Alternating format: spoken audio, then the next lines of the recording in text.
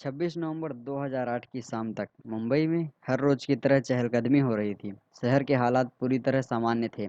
लोग बाजारों में खरीदारी कर रहे थे। वहीं कुछ लोग मरीन ड्राइव पर रोज की तरह समुद्र से आ रही ठंडी हवा का आनंद ले रहे थे।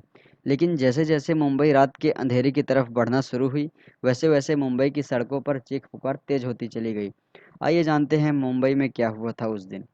नमस्कार, मेरा नाम मृत्युंजय गौतम है। आप सबका मेरे यूट्यूब चैनल पर स्वागत है। अगर आप मेरे चैनल पर नए हैं तो चैनल को सब्सक्राइब कर लें। पाकिस्तान के जैश ए मोहम्मद के 10 आतंकवादियों ने मुंबई को बम धमाकों और गोलीबारी से दहला दिया था। इस हमले की शुरुआत कुछ इस तरह हुई कि हमले से 3 दिन पहले यानी 23 नवंबर को कराची से नाव के रास्ते आतंकी मुंबई में घुसे। ये भारतीय नाव से मुंबई पहुंचे थे। जिस भारतीय नाव पर ये सवार थे उस पर उन्होंने कब्जा कर लिया और उसमें सवार 4 भारतीयों को मौत की घाट उतार दिया।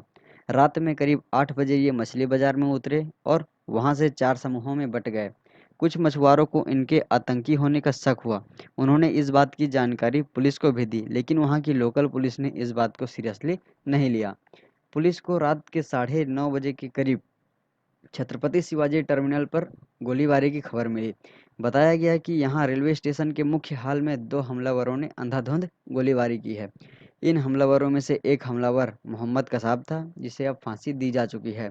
दोनों हमलावरों ने AK-47 से 15 मिनट गोलीबारी करके 52 लोगों को मौत के घाट उतार दिया और 100 से ज़्यादा लोगों को घायल कर दिया। लेकिन आतंकियों की यह गोलीबारी सिर्फ शिवाजी टर्मिनल तक सीमित नहीं थी। साउथ मुंबई का ले लियोपोल्ड कैफ़े भी उन चंद जगहों में शामिल था जो इस आतंकी हमले का निशाना बना। यह मुंबई के नामची रेस्टोरेंट्स में से एक था। वहां हुई गोलीबारी में मारे गए लगभग 10 लोगों में कुछ विदेशी भी शामिल थे। रात 10:30 बजे खबर आई कि विले पार्ले इलाके में एक टैक्सी को बम से उड़ा दिया गया है, जिसमें ड्राइवर और एक यात्री मारा गया है। आतंक की यह कहानी अगर यहीं खत्म हो जाती तो शायद दुनिया मुंबई हमलों से उतना नहीं दहलती। 26/11 के 3 बड़े मोर्चों में मुंबई का ताज होटल, ओबेरॉय ट्राइडेंट होटल और नरीमन हाउस शामिल था। जब हमला हुआ तो ताज में 450 और ओबेरॉय में 380 मेहमान मौजूद थे। खास तौर से ताज होटल की इमारत से निकलता धुआं तो बाद में हमलों की पहचान बन गया।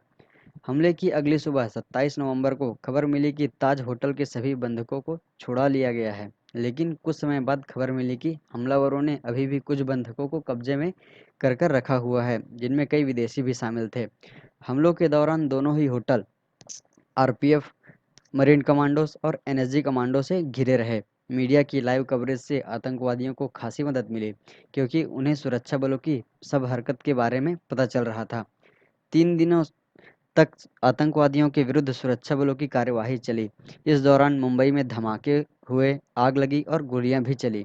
न सिर्फ भारत की बल्कि दुनिया भर की नज़रें ताज, ओबेरॉय और नरीमन हाउस पर टिकी रही। हमलावरों ने नरीमन हाउस को भी कब्जे में कर लिया था। साथ ही कई लोगों को बंधक बनाया गया। फिर एनएसजी कमांडो ने नरीन हाउस पर धावा बोला और घंटों तक चलने वाली इस लड़ाई के बाद हमलावरों का सफाया किया गया, लेकिन इस दौरान एक एनएसजी कमांडो भी शहीद हो गए। हमलावरों ने इससे पहले ही कई लोगों को मौत के घाट उतार दिया था। हमले में 160 लोगों से ज़्यादा लोगों की जान गई। 29 नवंबर की सुबह तक 9 हमलावरों का सफाया किया जा चुका था और अजमल कसाब के तौर पर एक हमलावर आतंकी पुलिस की गिरफ्तार में था। अब तक स्थिति नियंत्रण में आ चुकी थी। देश के कुछ बहादुर पुलिसकर्मियों और एनएसजी के जवानों ने इन आतंकियों का डटकर सामना किया और कई लोगों की जान बचाई। उनमें से कुछ ने देश और देश के लोगों की रक्षा के लिए अपनी जान की कुर्बानी कर दी, जिनमें पहला नाम आता है मुंबई एटीएस चीफ हेमंत करकरे। कामा हॉस्पिटल के बाहर चली मुठभेड़ में आतंकी अजमल कसाब और इस्माइल खान की अंधाधुंध गोलियों के लगने से वह शहीद हो गए। मरणोपरांत उन्हें अशोक चक्र से सम्मानित किया गया। इनके बाद दूसरा नाम आता है मुंबई पुलिस के एएसआई तुकाराम ओमले का, जिन्होंने आतंकी कसाब का बिना किसी हथियार के सामना किया और अंत में उसे दबोच लिया। इस दौरान उन्हें कसाब की बंदूक से कई गोलियां लगी और वह भी शहीद हो गए। इन्हें भी मरणोपरांत अशोक चक्र से सम्मानित किया गया। इसके बाद नाम आता है मुंबई पुलिस के एसीपी अशोक कामटे का। कामा हॉस्पिटल के बाहर आतंकियों की अंधाधुंध फायरिंग से एक गोली इनके सिर पर भी आ लगी। घायल होने के बावजूद इन्होंने दुश्मन को मार गिराया। अब अगला नाम आता है सीनियर पुलिस इंस्पेक्टर विजय सालस्कर का। ये भी कामा हॉस्पिटल के बाहर हेमंत करकरे और अशोक कामटे के साथ अंधाधुंध फायरिंग में गोली लगने से शहीद हो गए थे। इन्हें भी मरणोपरांत अशोक चक्र से सम्मानित किया गया था। अब अगला नाम आता है मेजर संदीप उन्नीकृष्णन का, जो कि एक एनएसजी कमांडो थे और 26/11 एनकाउंटर के दौरान मिशन ऑपरेशन ब्लैक टॉर्नेडो का नेतृत्व कर रहे थे। जब ताजमहल पैलेस और टारोवर्स होटल पर कब्जा जमाए पाकिस्तानी आतंकियों से वह लड़ रहे थे, तो एक आतंकी ने पीछे से उन पर हमला कर दिया, जिससे घटनास्थल पर ही वह शहीद हो गए। मरणोपरांत 2009 में उनको अशोक चक्र से सम्मानित किया गया। इन 5 बहादुरों के अलावा हवलदार गजेंद्र सिंह, नागप्पा आर महाले, किशोर के शिंदे, संजय गोविलकर, सुनील कुमार यादव और अन्य ने भी बहुत बहादुरी की मिसाल पेश की। भारत के इतिहास में 26 नवंबर 2008 एक काली रात थी, जिसको भुला पाना असंभव है। तो यह थी 26/11 से जुड़ी जानकारी। अगर आपको यह वीडियो अच्छी लगी हो तो वीडियो को लाइक करें, शेयर करें और कमेंट करें। साथ ही चैनल को सब्सक्राइब करके बेल आइकन को दबा दें, ताकि आगे आने वाली वीडियोस के अपडेट्स आपको मिलती रहे। धन्यवाद।